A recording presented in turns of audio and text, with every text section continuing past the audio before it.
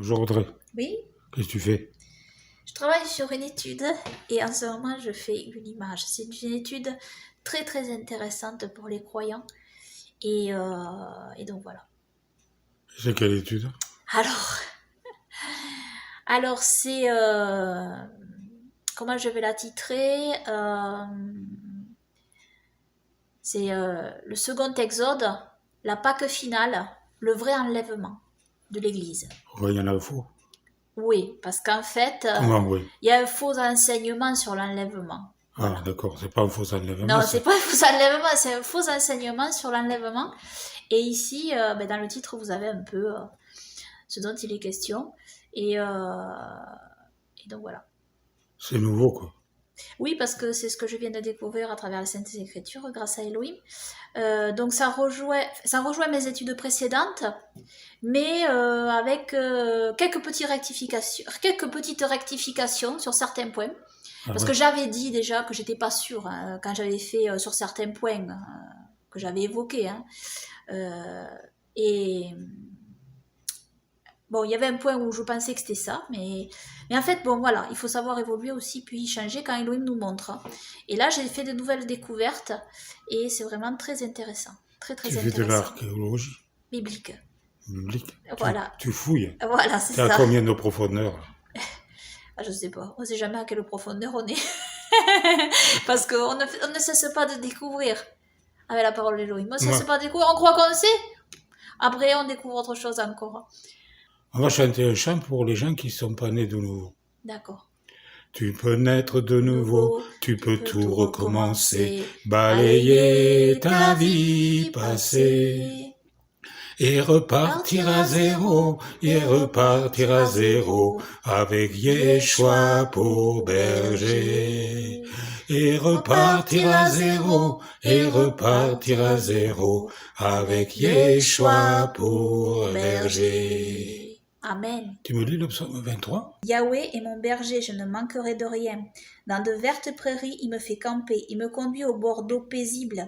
Il restaure mon âme, me dirige dans les sentiers de la justice en faveur de son nom.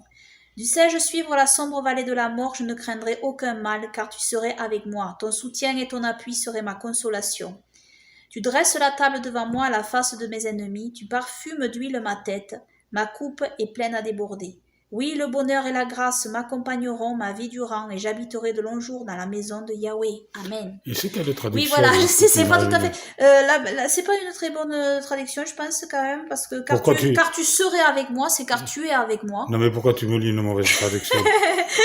C'est la traduction massorétique que j'ai prise là, excusez-moi. Eh ben, Ça dépend des traductions. mais lis-moi une bonne traduction. On va relire avec une meilleure traduction. Parce quand que là, même, oui, j'ai remarqué que c'était pas pareil. Non, ouais, c'est pas pareil. Ça laisse supposer qu'il traverse pas la vallée. Oui, si, Alors la il a traverse. Non mais qui c'est qui a raison, cette traduction ou l'autre? Non, c'est l'autre. Il faut regarder le texte hébreu, mais je vais pas regarder maintenant, mais bon. Pourquoi tu regarderais pas maintenant? Parce que c'est long. Ben, regarde-moi le maintenant.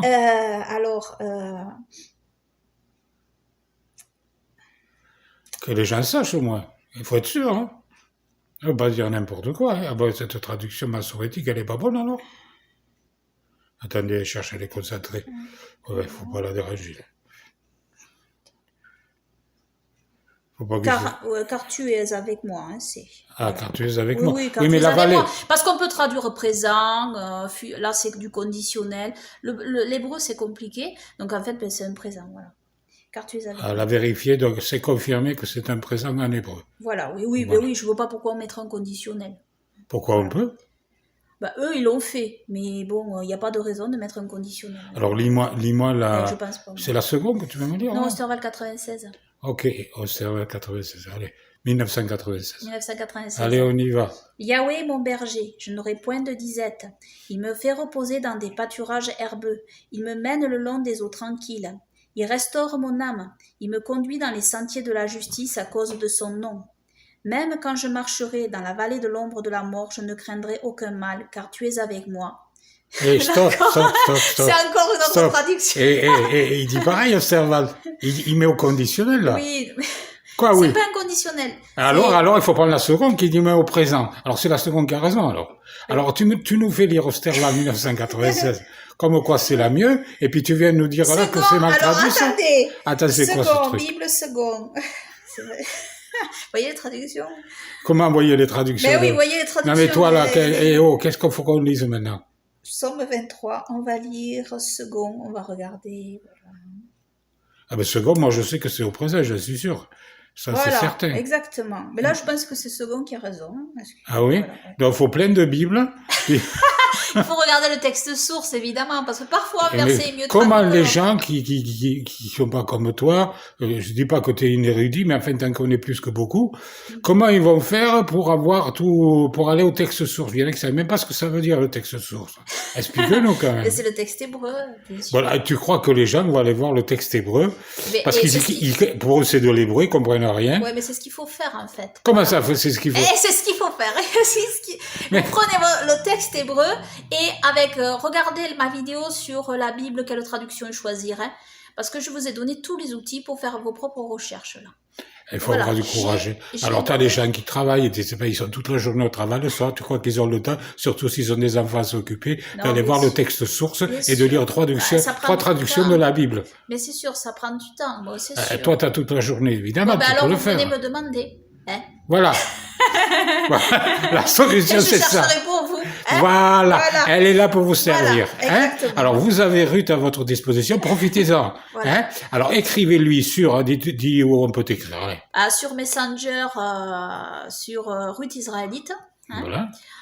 Ou alors, Messenger Facebook. inscrivez-vous sur le forum aussi. Voilà, hein. sur Messenger Facebook, Ruth Israélite. Autrement, sur le forum Top Messianique, si vous vous inscrivez, vous pouvez m'écrire un message privé à Ruth Administratrice, ou alors en public, si vous voulez aussi poster. Oui, vous pouvez poser des messages, pouvez vous pouvez poser des questions. hein. Voilà, Après, il y a plein de gens qui répondent. Des fois, ils Ouais. répondent pas bien, mais Ruth est là pour remettre les pendules à l'heure. hein. voilà. Voilà. Enfin, dans la mesure où elle se Ah, trompe oui, pas, évidemment, bien sûr, parce que ça évidemment. peut m'arriver. Tout le monde peut se tromper. Exactement. Moi, je le lis alors. Alors moi, je vais vous dire quelque chose quand même, c'est une pensée qui m'a traversé l'esprit. hein. Alors, c'est que les gens qui ne se remettent jamais en question et qui ne sont pas prêts à changer d'avis pour aller dans la bonne direction ne sont pas fiables. Yahweh est mon berger, je ne manquerai de rien. Il me fait reposer dans de verts pâturages, il me dirige près des eaux paisibles.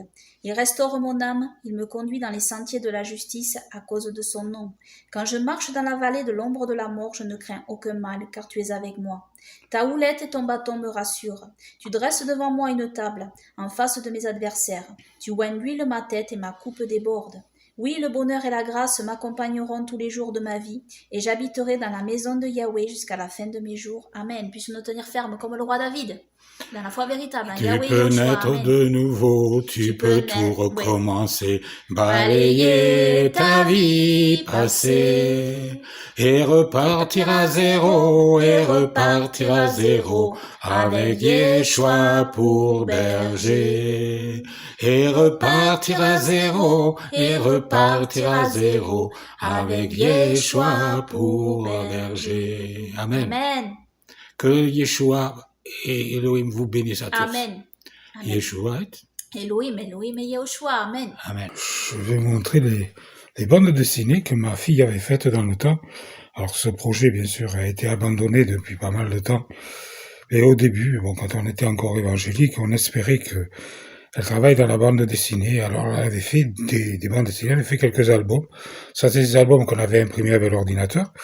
On avait essayé de trouver des éditeurs, ça n'a pas duré longtemps. hein. Puis on a arrêté. Et puis elle a décidé donc de se consacrer entièrement à servir Elohim. Et ben, je vous montre ses souvenirs pour vous montrer les dessins qu'elle avait fait dans la bande dessinée. Vous voyez, ça c'était un album qu'elle avait fait, ça s'appelait Océanie. Alors c'est l'histoire d'une fille qui vivait sous l'eau. Je vais pas tout vous montrer. Hein. Ouais, vous voyez, elle avait fait des dessins, voilà, comme ça. Voilà. Alors là, ça fait de l'ombre, excusez-moi. Voilà. Vous voyez, bon, c'est des personnages qu'elle avait fait. Voici notre album, c'est le même, hein, celui-là. Et alors, elle en avait fait plusieurs. Vous voyez, elle avait fait, ça s'appelait le projet Nebula. Voilà. C'est des personnages, ça ressemble un peu à Tintin et Milou, hein. Vous voyez. Voilà. Et donc, elle a abandonné ça parce que, bon, elle a dit, c'est pas la volonté de Dieu, je continue pas. Voilà. Alors, on espérait que ça marcherait, mais bon. Finalement, on a abandonné. Voilà. On était parti aux États-Unis dans l'espoir de trouver un éditeur aux États-Unis. On a essayé un peu au Canada, ça n'a pas marché non plus. Mais on n'a pas persévéré, quoi. Voilà. On a arrêté. Voilà, et ça, c'était un des premiers aussi. C'est des petits gags. Vous voyez, voilà. Et c'est marrant parce que cette fille qu'elle a dessinée, ça lui ressemble. On dirait que c'est elle. Quand elle était jeune. Voilà. Et voilà, la même tête qu'elle, quoi. Elle s'est faite, inconsciemment peut-être. Ça, c'est des petits gags, vous voyez. Des petits gags avec un chien. Voilà. Elle aimait beaucoup les animaux. Elle aime toujours les animaux, d'ailleurs. Voilà. Et voilà, donc c'était l'album qu'elle avait commencé à faire. Elle avait commencé un autre, donc, qui n'a jamais été terminé. Non. Et voilà. Donc, ma fille a abandonné et maintenant, ben, elle se consacrait à Elohim et elle fait des études et elle fait des vidéos pour le Seigneur. Au caillou du torrent, jette tous tes biens, et le Dieu Tout-Puissant t'offrira les siens. Sa présence vaut mieux que tous les trésors, et le roi des cieux te sera plus que beaucoup d'or. Amen. Shalom à tous. Alors, voici cette nouvelle étude. Une femme peut-elle enseigner la parole d'Élohim?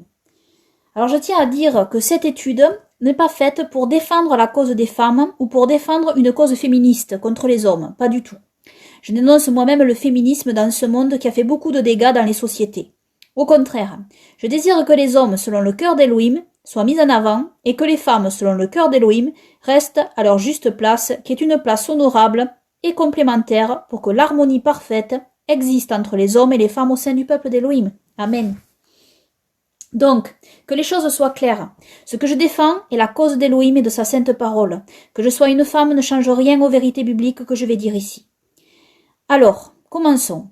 Quelquefois, des croyants accuseront des femmes d'ouvrir la bouche pour enseigner la parole d'Élohim lors de regroupements avec des croyants en Yahushua, surtout lorsque ce qu'une femme enseigne va à l'encontre de ce que eux croient et enseignent. Et pour cela, ils vous citeront bien évidemment deux de leurs passages préférés qui sont 1 Timothée chapitre 2 versets 11 à 15 et 1 Corinthiens chapitre 14 versets 34 à 39. Mais évidemment avec une lecture complètement biaisée. Donc, nous allons étudier ces deux passages avec attention et en regardant le texte grec, parce que c'est très important. Alors, je vais d'abord vous montrer le passage de 1 Timothée chapitre 2 versets 11 à 15, on va le regarder ensemble. Je vais aller donc sur l'étude écrite de cette étude que j'ai fait sur mon forum. Et donc là, on va regarder ces passages. Comme ça, vous allez voir en même temps les mots hébreux, les mots grecs, pardon, que j'ai mis en évidence. Alors, une femme, dans le silence, reçoit l'instruction en toute soumission. Cependant, une femme ne doit pas diriger ou admonester ni prendre de l'autorité sur son mari, mais elle doit demeurer dans le silence, car Adam a été formé le premier et Ève ensuite. Et ce n'est pas Adam qui a été séduit, c'est la femme qui, séduite, est tombée dans la transgression. Toutefois, elle sera sauvée en élevant des enfants si elle persévère avec modestie dans la foi, la charité et la sainteté. Amen. Alors on va étudier ce passage avec plusieurs mots grecs donc.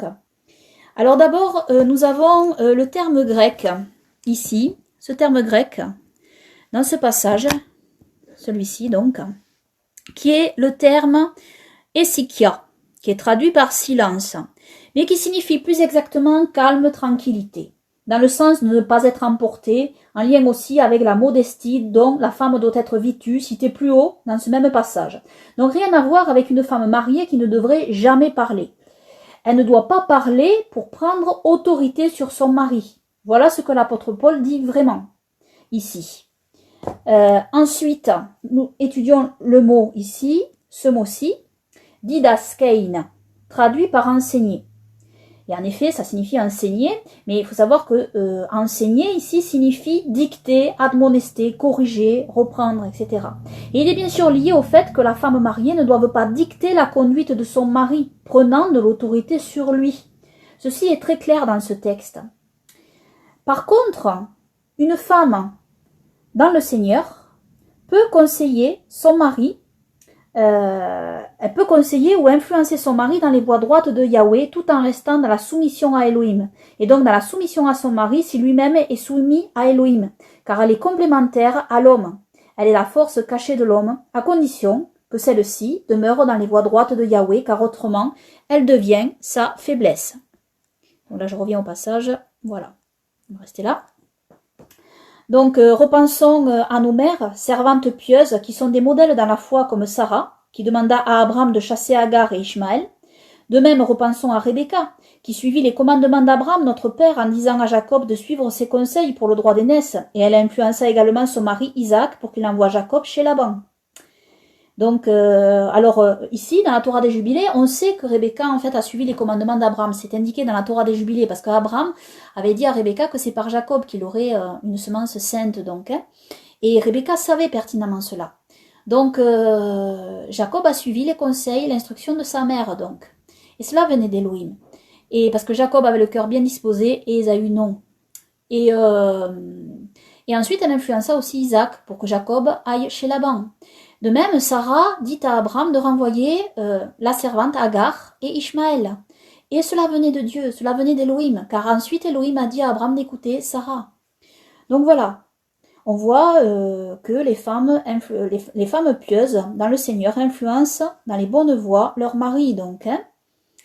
Et savoir que dans les Saintes Écritures, la femme est reconnue comme ayant le pouvoir sur sa tête, à cause de sa longue chevelure, tout comme les hommes naziréens. Et par son statut, elle est reconnue comme susceptible de recevoir une compréhension de certains mystères cachés, si elle marche selon les voies d'Élohim. Ces mystères sont souvent gardés secrets, et certains ne sont révélés qu'à ceux à qui ils sont destinés. Cependant, la femme doit rester à la place qui lui est assignée, et doit couvrir le pouvoir qui est sur sa tête, afin de ne pas usurper l'autorité de l'homme, et ce commandement de soumission lui est donné depuis la Genèse, suite à la désobéissance de la femme qui a entraîné son mari dans la chute. Cependant, savoir que la femme est la puissance cachée de l'homme, pourvu qu'elle reste dans les voies d'Élohim.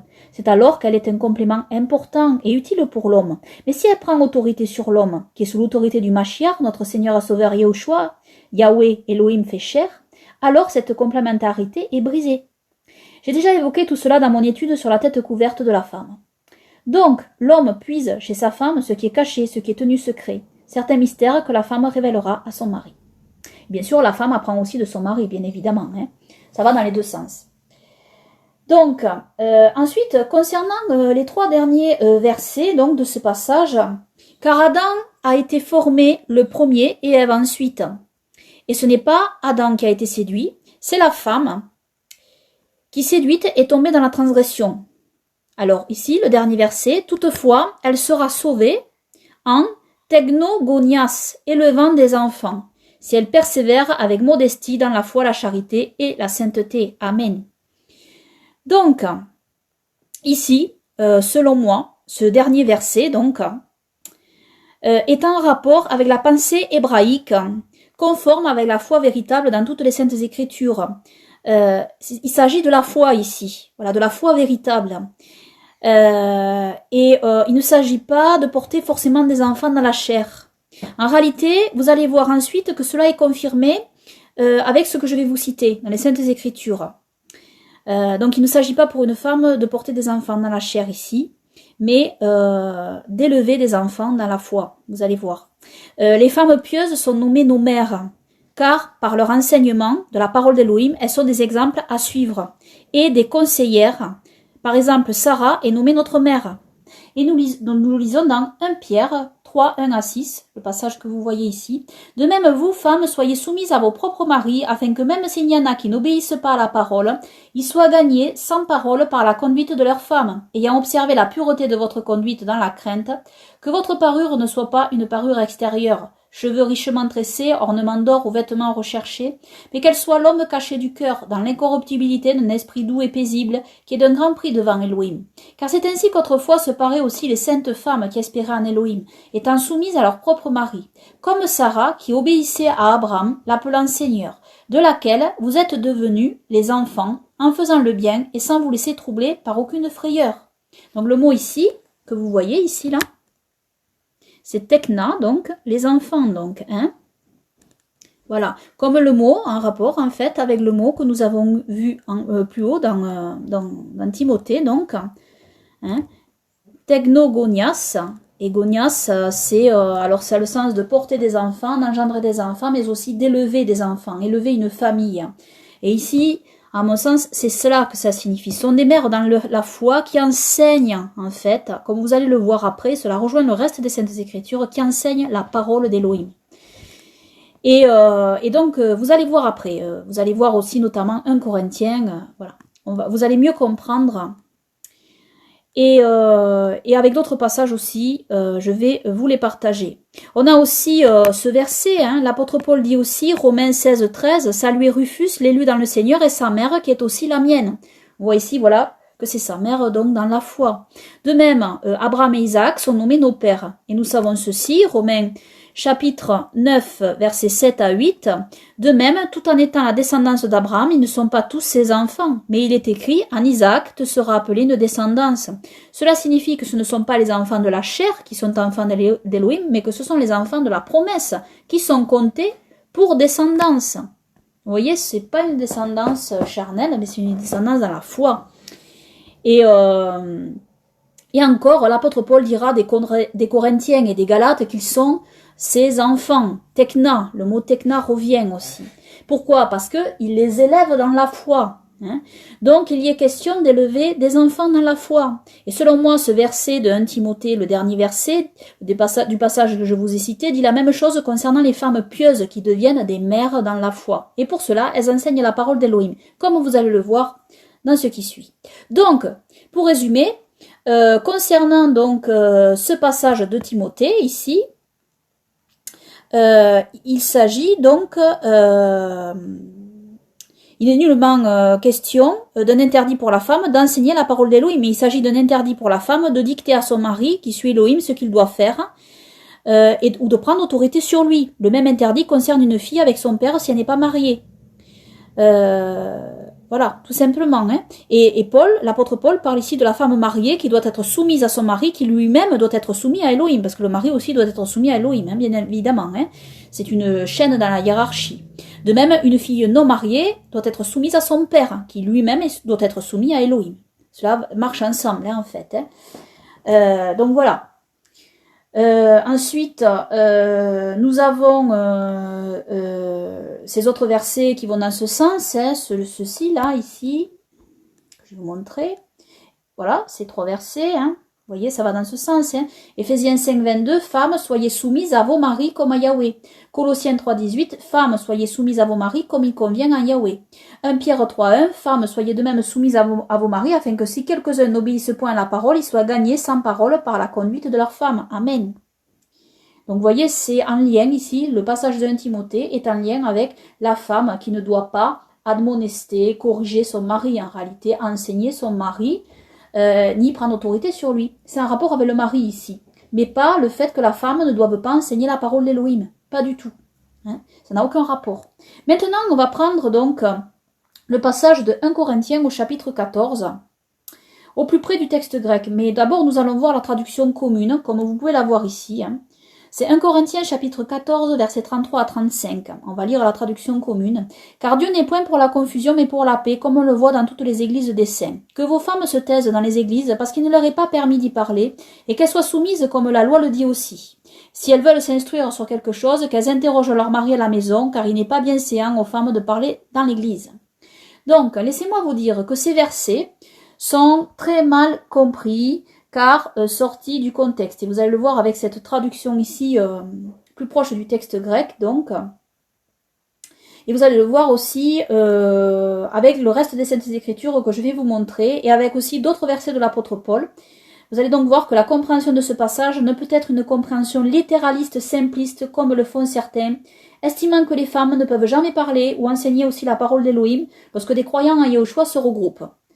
Mais d'abord, on va regarder donc de plus près ce texte avec le grec. Alors, voici la traduction que moi j'ai fait. « Car Elohim n'est point pour la confusion, mais pour la paix, comme dans toutes les ecclésiaïs, les rassemblements des saints, desquels les femmes gardent le silence dans les ecclésiaïs, les rassemblements, car il ne leur est pas permis de parler, mais d'être dans la soumission, comme la Torah le dit. Si toutefois désirant apprendre sur quelque chose, dans leur oikos, maison, regroupement familial et proche donc, les hommes les interrogent, car il est aiskron, honteux donc, pour une femme de parler dans l'ecclésia, le rassemblement. Alors, comme vous le voyez, cette traduction est quelque peu différente, donc. Donc, le mot-clé, la compréhension de ce texte est en lien avec le mot-clé église, d'accord, le mot grec ecclésia, donc. Ce mot est la traduction du mot hébreu kaal, en hébreu, dans la Sainte Torah, traduit plus exactement par rassemblement du peuple ou assemblée du peuple. Ces termes sont communément utilisés dans les Saintes Écritures en lien avec la fonction sacerdotale lors des convocations du peuple d'Élohim, lors des fêtes d'Élohim au mont Sinaï et ensuite dans son Saint-Temple. Lors de ces rassemblements, c'est le souverain sacrificateur avec les sacrificateurs qui parlent au peuple par la lecture des 5 commandements d'Élohim. Ce sont eux qui officient. Aucune femme n'a cette fonction. Il s'agit d'un service religieux ici. Et c'est ce dont parle l'apôtre Paul en réalité, ici dans ce passage. Ensuite, bien comprendre que le modèle de la sacrificature a été transposé parmi le peuple avec la fonction des anciens et des juges établis par Élohim. J'explique tout cela dans mon étude sur les sacrificateurs naziréens.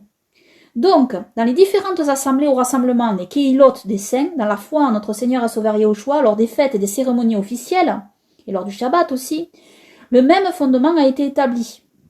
Seuls les hommes anciens évêques peuvent parler, c'est-à-dire peuvent officier, lors donc d'un rassemblement sacré ici. Les évangéliques s'égarent sur ce point, car ils traduisent ce mot église par tout rassemblement de croyants en Yahushua, que ce soit pour la prière ou pour échanger sur la parole d'Élohim, alors que le mot hébreu kaal désigne véritablement un rassemblement d'ordre liturgique officiel, avec une cérémonie officielle. Tout cela prend ses racines dans la Sainte Torah avec le temple de Yahweh, notre Elohim. D'ailleurs, beaucoup d'églises dans le monde, telles les églises catholiques orthodoxes, ont gardé cette compréhension, car ils ont gardé une structure hiérarchique très forte. Malheureusement, ils ont dévié sur le plan doctrinal. D'ailleurs, si Elohim le permet, je compte faire une autre étude très intéressante sur ce sujet, qui sera complémentaire à celle-ci et aussi à mon autre étude titrée « Du sacerdoce de l'Église primitive au sacerdoce de Rome ». Donc, les protestants et surtout les évangéliques, par leur rejet de toute hiérarchie suite à leur sortie justifiée de l'Église catholico-orthodoxe, ont perdu le sens véritable du mot « ecclésia », pensant à tort que ce mot faisait totalement abstraction de la hiérarchie des anciens et des évêques établis par les saints apôtres pour guider le peuple dans la bonne direction. Notons aussi qu'il est selon moi question du mot hébreu synagogue Beth Knesset lorsqu'il est question de la oikos de l'Ecclésia, maison de l'Église citée par l'apôtre Paul, notamment dans Romains chapitre 16 verset 5, comme je vais vous montrer. Donc voilà, ici, dans ce verset ici. Saluez aussi leur maison du rassemblement. Donc, car savoir que le mot hébreu synagogue, qui désigne le bâtiment des rassemblements sacrés avec des offices religieux, se nomme Beth Knesset. Voilà, ça s'écrit ainsi en hébreu.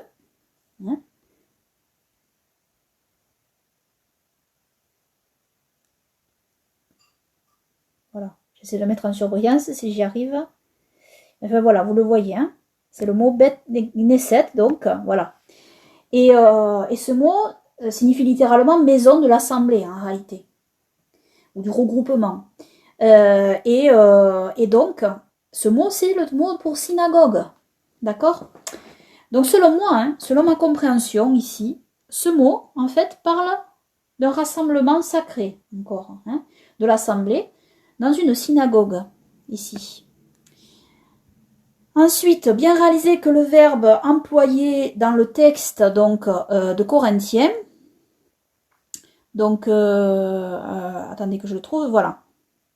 Ce mot-ci, voilà, et le mot lalein. Et ce mot, c'est le mot parler. Donc, suivant un littéralisme sans discernement, la femme n'aurait pas le droit ici de dire un seul mot lors d'une réunion de prière en dehors d'un office religieux sacré. Car il est important de bien appuyer le fait qu'ici, ce n'est pas le mot enseigné, didaskali en fait, mais le mot lalein, parler, qui est employé par l'apôtre Paul. Sachant qu'une femme qui prie pour que sa prière soit entendue au sein des croyants doit pourtant parler, de même si elle chante ou si elle prophétise. De plus, l'apôtre Paul se contredirait-il lorsqu'il dit ceci dans 1 Corinthiens chapitre 11 verset 5. Mais toute femme qui prie ou qui prophétise sans avoir la tête couverte déshonore son chef, car c'est la même chose que si elle était rasée. Amen. Donc, si une femme ne peut vraiment pas parler parmi un simple rassemblement de croyants en dehors de tout office officiel, alors elle ne peut pas non plus prophétiser ni même prier. Cela voudrait-il dire qu'elle doit prophétiser seule? Mais si elle prophétise seule au moment où Elohim lui donne la prophétie, alors le peuple ne pourra pas profiter de sa prophétie.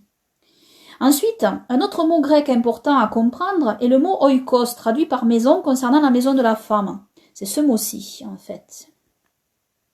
Le mot oikos, donc, voilà, ce mot-ci en grec, qui est traduit par maison. Mais à mon sens, ce mot, donc, est la traduction du mot hébreu bête.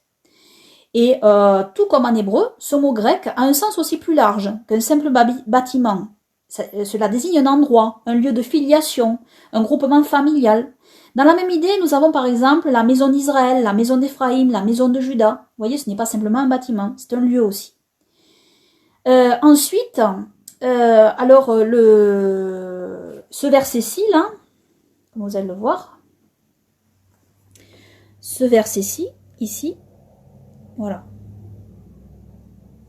Si toutefois désirant apprendre, voilà, sur quelque chose, alors on va voir comment ce verset a été traduit dans les traductions communes. Ça a été traduit: si elles veulent s'instruire sur quelque chose, qu'elles interrogent leur mari à la maison, car il n'est pas bien séant aux femmes de parler dans l'église. Et vous voyez que ma traduction est différente. Parce que les traductions communes ont rendu le fait ici que ce sont les femmes qui interrogent leurs hommes, leurs maris à la maison. C'est une lecture possible. Mais une autre lecture est aussi possible. Et vous allez voir pourquoi. Parce que on va prendre donc le texte. Ici, on va le prendre. Je vais vous montrer donc.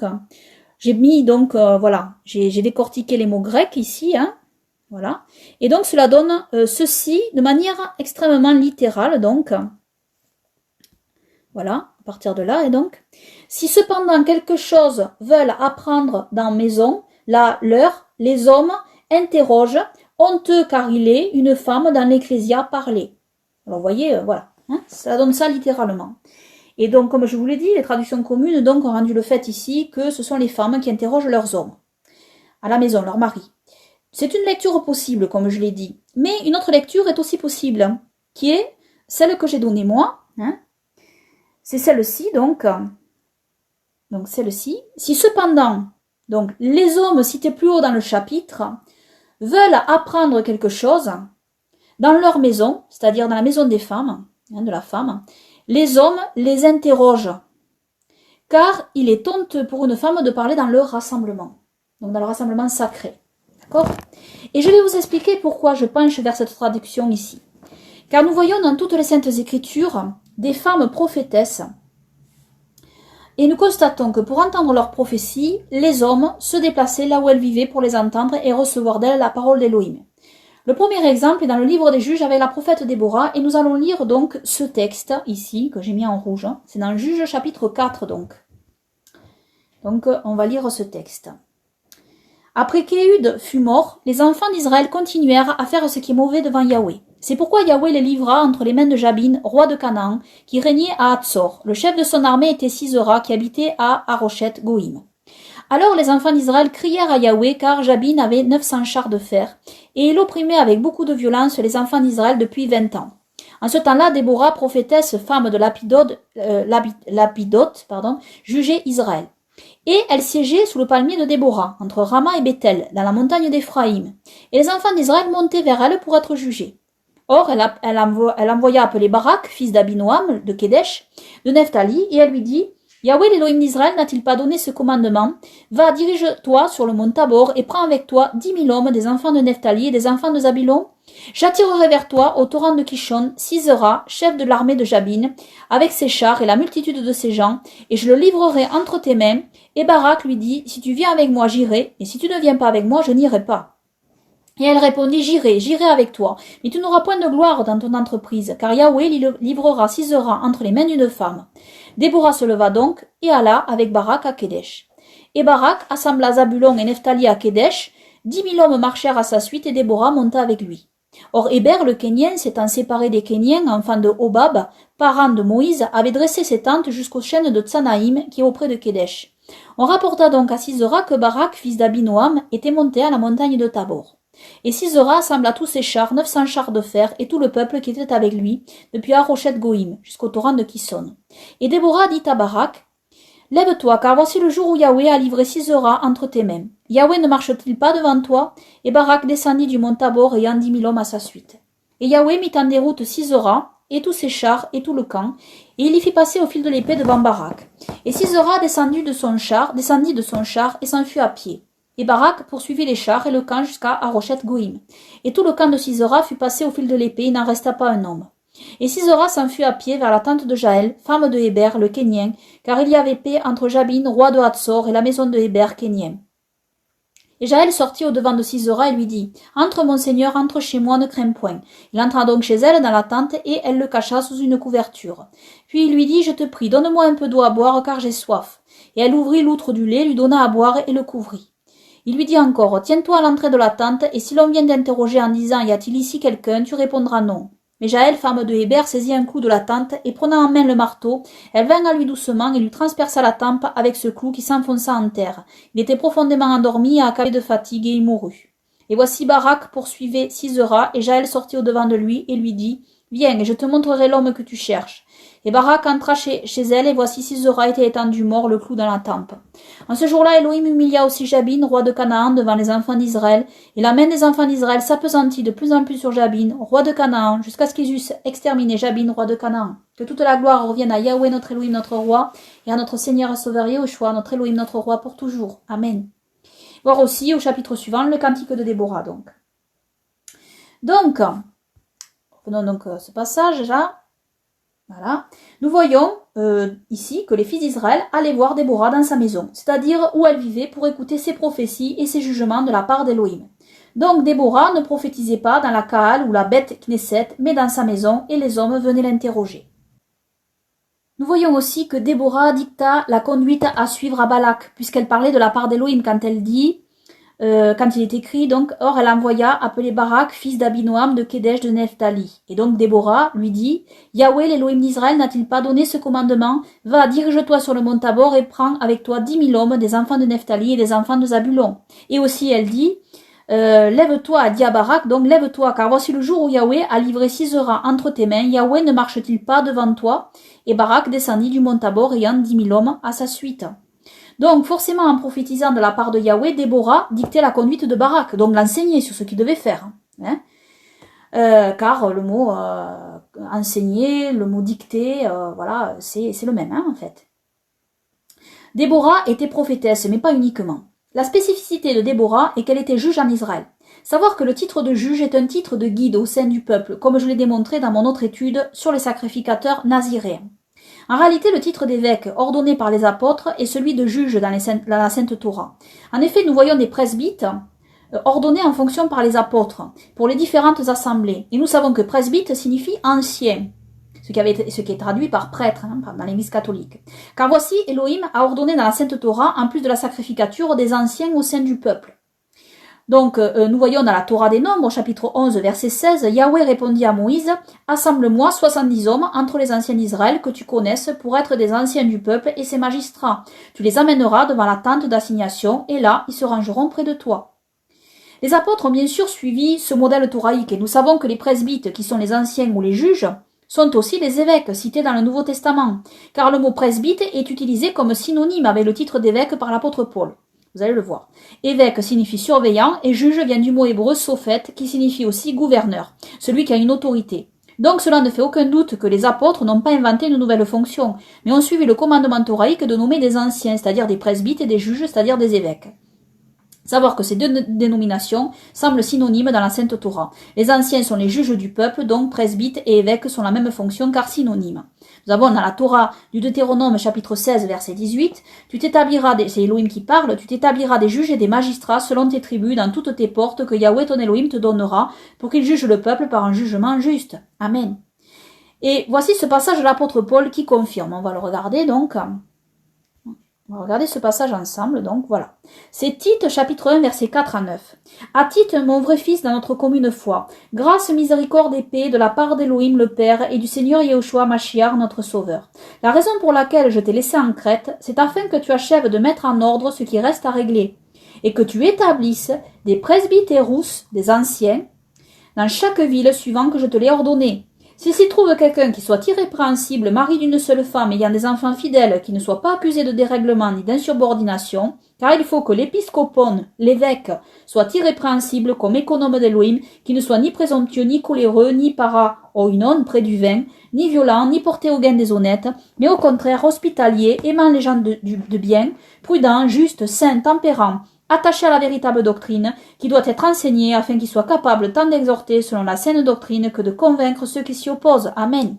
Donc ici, regardez bien, l'apôtre Paul emploie d'abord le mot presbyte, ici, presbytérus, donc, ancien, et pour parler de la même personne, il parle ensuite de l'épiscopone, l'évêque, qui signifie surveillant, et qui est équivalent au mot hébreu sophet, juge.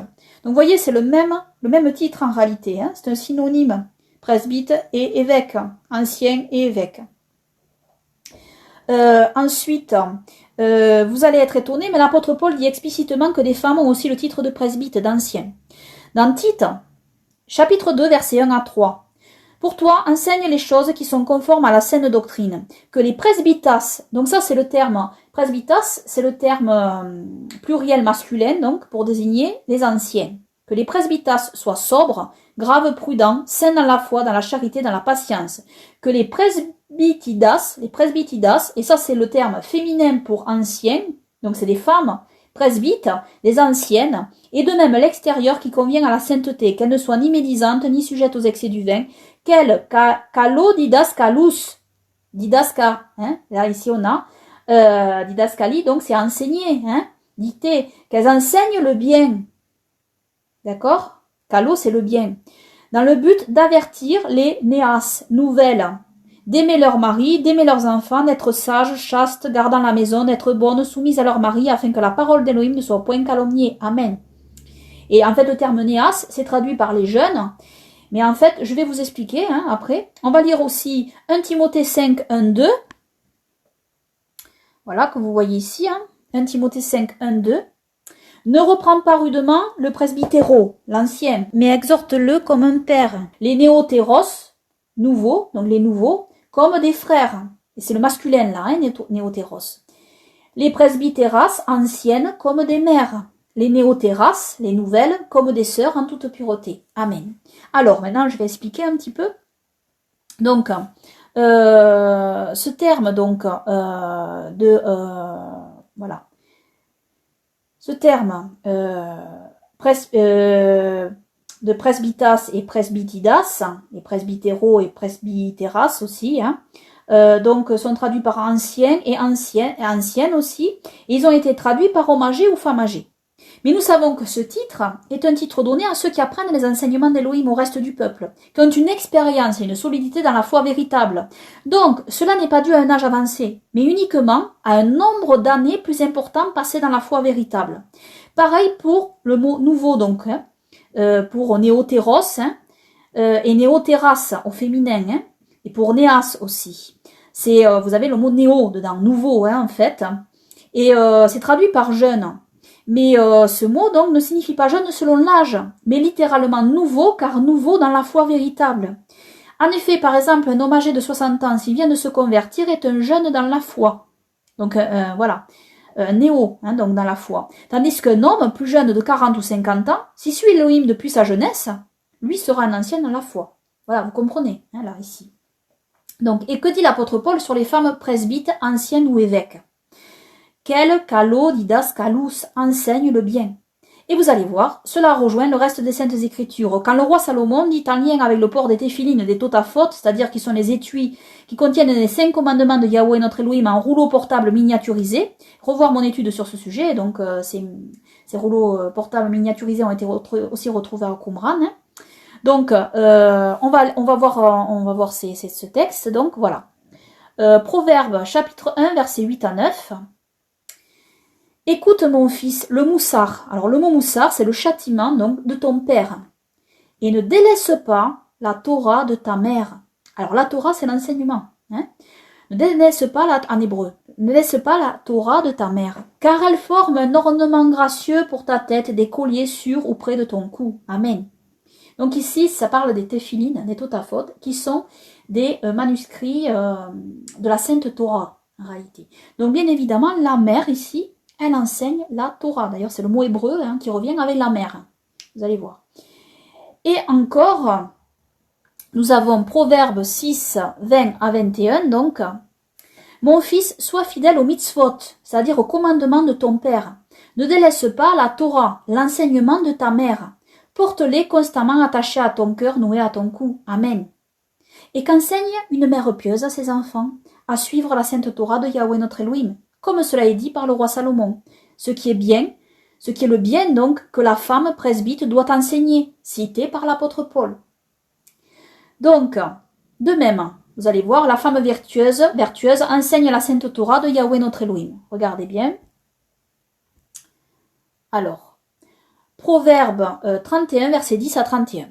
Qui est-ce qui trouvera une femme vertueuse, car son prix surpasse beaucoup celui des perles? Le cœur de son mari s'assure en elle, et il ne manquera point de butin. Elle lui fera du bien tous les jours de sa vie, et jamais du mal. Elle cherche de la laine et du lin, et elle fait de ses mains ce qu'elle veut. Elle est comme les navires d'un marchand, elle amène son pain de loin. Elle se lève lorsqu'il est encore nuit, et elle distribue la nourriture à sa famille, et l'attache à ses servantes. Elle considère un champ et l'acquiert, et du fruit de ses mains elle plante une vigne. Elle ceint ses reins de force, et elle affermit ses bras. Elle éprouve que son trafic est bon, sa lampe ne s'éteint point la nuit. Elle met ses mains à la quenouille, et ses doigts tiennent le fuseau. Elle tend la main à l'affligé, et présente ses mains aux pauvres. Elle ne craint point la neige pour sa famille, car toute sa famille est vêtue de laine cramoisie. Elle se fait des couvertures, ses vêtements sont de fin lin et d'écarlate. Son mari est considéré aux portes, lorsqu'il est assis avec les anciens du peuple. Elle fait du linge et le vend, et des ceintures qu'elle donne aux marchands. La force et la magnificence forment son vêtement, et elle se rit du jour à venir. Elle ouvre la bouche avec sagesse, et notez bien ici ce qui est écrit en hébreu, et Torah récède, ici. Torah récède, donc, ici. La grâce de la Torah est sur sa langue. Elle surveille ce qui se fait dans sa maison et elle ne mange point le pain de paresse. Ses enfants se lèvent et la disent bienheureuse, son mari aussi, et il la loue et dit, plusieurs filles ont une conduite vertueuse, mais toi tu les surpasses toutes. Amen. La grâce est trompeuse et la bonté s'évanouit, mais la femme qui craint Yahweh est celle qui sera louée. Amen. Donnez-lui le fruit de ses mains et qu'au porte ses œuvres la louent. Amen. Donc voici ici, vous voyez encore la Torah est reliée à la mère. Hein. Et donc, voilà, on va continuer donc. Donc, comme je le démontre ici, tout cela est bien différent de ce qu'enseignent et comprennent certains. Car l'apôtre Paul dit premièrement qu'au sein du peuple, des femmes sont presbytes, anciennes, donc évêques. Car comme je l'ai montré, l'apôtre Paul dit dans un autre passage qu'un évêque est synonyme de presbyte. Et ensuite, il dit que ces femmes doivent enseigner la parole d'Élohim qui est le bien. Amen. Cela rejoint tout à fait ce que dit le roi Salomon dans les Proverbes. Et concernant aussi, cela rejoint la prophétesse Déborah, donc, qui était évêque du peuple en Israël. Nous le voyons d'ailleurs avec évidence, car il est écrit « Et assiégée sous le palmier de Déborah, entre Rama et Bethel, dans la montagne d'Éphraïm, et les enfants d'Israël montaient vers elle pour être jugés. » Donc, Déborah parlait et enseignait aussi le peuple. Car juger et prophétiser, c'est dicter au peuple ce qu'il doit faire pour suivre Elohim. Mais elle enseignait dans sa maison, et non lors de la Kaal, ou Knesset, rassemblement solennel, dont le service du culte devant l'assemblée est seulement réservé aux hommes, qui sont les anciens et les évêques, établis par les saints apôtres dans les assemblées diverses, comme dirigeants des offices sacrés en communion avec ceux du Saint-Temple céleste. Amen. C'est pour cela qu'une femme ne peut ni ne doit en aucun cas officier dans un service religieux cérémoniel. Comprenez ? La femme ne parle pas en ce sens. C'est ce que nous dit l'apôtre Paul dans 1 Corinthiens, dans la Kaal, dans le rassemblement sacré, en fait. Elle ne parle pas. À ce moment-là, c'est réservé à l'homme. Et c'est réservé aux hommes qui sont choisis. Parce que tous les hommes ne parlent pas dans les rassemblements sacrés. Mais il n'y a que des hommes qui parlent dans les rassemblements sacrés qui sont les anciens et les évêques. Donc, qui sont choisis par Elohim.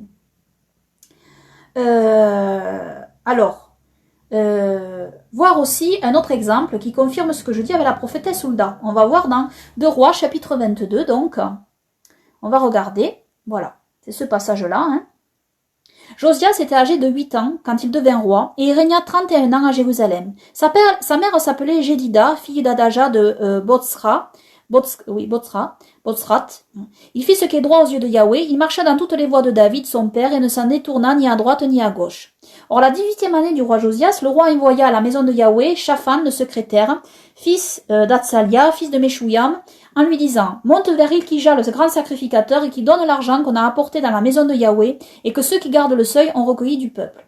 Qu'on le remette entre les mains de ceux qui ont la charge de l'ouvrage et qui sont préposés à la maison de Yahweh, et qui le donne à ceux qui exécutent l'ouvrage qui se fait dans la maison de Yahweh pour en réparer les dégradations. Aux charpentiers, aux constructeurs et aux maçons pour acheter du bois et des pierres de taille pour réparer le temple.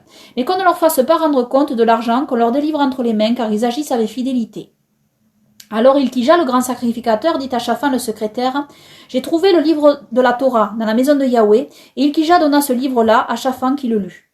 Et Shaphan le secrétaire vint vers le roi et lui fit ce rapport en disant, « Tes serviteurs ont versé l'argent qui a été trouvé dans le temple, et l'ont délivré entre les mains de ceux qui ont la charge de l'ouvrage et qui sont préposés à la maison de Yahweh. » Shaphan le secrétaire fit encore ce rapport au roi. Ilkija, le sacrificateur, m'a donné un livre, et Shaphan le lut devant le roi. Et dès que le roi eut entendu les paroles du livre de la Torah, il déchira ses vêtements. Et il donna ce commandement au sacrificateur Ilkija, à Ashikam, fils de Shaphan, à Akbor, fils de Mikaja, à Shaphan le secrétaire, et à Asaja, serviteur du roi. Allez consulter Yahweh pour moi, pour le peuple et pour tout Juda, touchant les paroles de ce livre qui a été trouvé. Car la colère de Yahweh qui s'est allumée contre nous est grande, parce que nos pères n'ont pas obéi aux paroles de ce livre pour faire tout ce qui nous y est prescrit.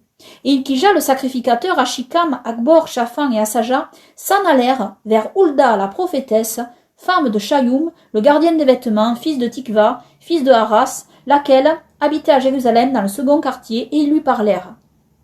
Et elle leur dit, « Ainsi a dit Yahweh l'Élohim d'Israël, dites à l'homme qui vous a envoyé vers moi, ainsi parle Yahweh. Voici, je vais faire venir du mal sur ce lieu et sur ses habitants, tout ce qui est dans le livre qu'a lu le roi de Juda. Tout ce qui est dit dans le livre qu'a lu le roi de Juda, parce qu'ils m'ont abandonné et ont fait des encensements à d'autres Élohim pour m'irriter par toutes les œuvres de leurs mains. Ma colère s'est allumée contre ce lieu et elle ne s'éteindra point. Mais quant au roi de Juda qui vous a envoyé pour consulter Yahweh, vous lui direz, ainsi a dit Yahweh l'Élohim d'Israël touchant les paroles que tu as entendues. Puisque ton cœur s'est ému et que tu t'es humilié devant Yahweh lorsque tu as entendu ce que j'ai prononcé contre ce lieu et contre ses habitants, savoir qu'ils seraient désolés et maudits, parce que tu as déchiré tes vêtements et que tu as pleuré devant moi, moi aussi j'ai entendu, dit Yahweh. C'est pourquoi voici, je vais te retirer avec tes pères, tu seras recueilli en paix dans tes tombeaux, et tes yeux ne verront point tout ce mal que je vais faire venir sur ce lieu, et ils rapportèrent ces choses au roi. Donc, la prophétesse Hulda, ici, prophétise donc. Elle prophétise, donc elle enseigne par l'Esprit Saint la parole qu'Elohim va accomplir. Et elle enseigne donc aux hommes venus la voir chez elle. Hulda ne prophétise pas lors de la cale du rassemblement sacré. Elle ne dirige pas un office sacré qui est réservé aux hommes choisis. Mais ces hommes-là viennent la voir chez elle. Donc, à mon sens, cela rejoint ce que nous dit l'apôtre Paul. Les hommes, lorsqu'ils veulent apprendre quelque chose, ils vont voir les femmes, la femme dans leur maison. D'accord ? Car il est honteux pour une femme de parler dans un rassemblement sacré. Notons qu'aujourd'hui, avec Internet, les croyants peuvent être en contact les uns avec les autres, et donc parler comme s'ils allaient les uns chez les autres. Donc, une femme dans le Seigneur Yahushua qui enseigne sa compréhension de la parole d'Elohim sur Internet est chez elle. De même, si elle prophétise, c'est pareil, elle est chez elle. Et ceux qui viendraient l'écouter sur sa chaîne YouTube viendraient chez elle, ou même s'il l'a contactée par messagerie ou par email. Sur Internet, celle-ci ne prêche pas ou ne prophétise pas dans la Kale ou la Knesset, le rassemblement sacré. Elle ne dirige pas l'office sacré.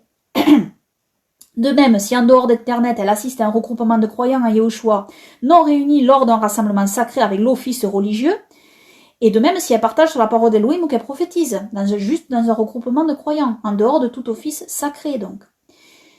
Le tout est que celle-ci, si elle enseigne la parole d'Elohim, s'efforce de toujours prêcher la vérité biblique, étant appelée par Elohim pour ce ministère. Et si elle commet des erreurs, qu'elle les reconnaisse et rectifie. Et si elle prophétise, qu'elle prophétise vraiment de la part d'Elohim. Amen. Nous avons un autre exemple avec Anne, la prophétesse. Luc 2, 36 à 38. Donc, il y avait aussi une prophétesse, Anne, fille de Phanuel de la tribu d'Acher. Elle était fort avancée en âge et elle avait vécu 7 ans avec son mari depuis sa virginité. Restée veuve et âgée de 84 ans, elle ne quittait pas le temple et elle servait Elohim nuit et jour dans le jeûne et dans la prière. Amen. Étant survenue elle aussi à cette même heure, elle louait Elohim et elle parlait de Yahushua à tous ceux qui attendaient la délivrance de Jérusalem. Amen. Donc la prophétesse Anne parlait aux gens du peuple, elle louait Elohim et elle parlait de notre Seigneur et Sauveur Yahushua. Amen. Mais elle ne parlait pas lors du rassemblement, elle n'officiait pas. Nous avons aussi un autre exemple dans Actes chapitre 21 versets 8 à 9. Le lendemain, Paul et nous qui étions avec lui, étant partis, nous vîmes en Césarée et étant entrés dans la maison de Philippe l'évangéliste, qui était l'un des 7 diacres, nous logeâmes chez lui. Il avait 4 filles vierges qui prophétisaient. Amen.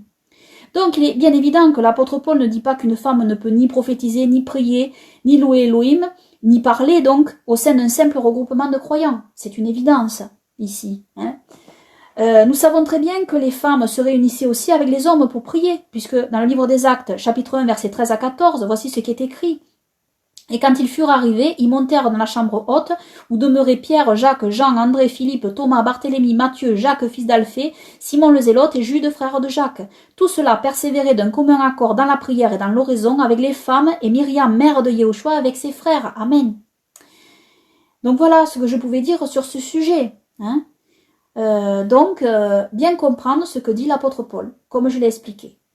Et pour conclure, je citerai ce verset de l'apôtre Paul qui parle de l'âme. Galates chapitre 3 verset 28. Il n'y a plus ni juif ni grec, il n'y a plus ni esclave ni libre, il n'y a plus ni homme ni femme, car tous vous êtes un en Yahushua Mashiach. Amen. Que toute la gloire, les honneurs, les louanges, les remerciements et l'adoration reviennent seulement à Yahweh, Jéhovah, notre Elohim, notre roi, et à notre Seigneur et Sauveur Yahushua, notre Elohim, notre roi, pour toujours. Et que son règne glorieux vienne et que nous demeurions dans la sanctification et dans sa paix parfaite. Amen. Amen.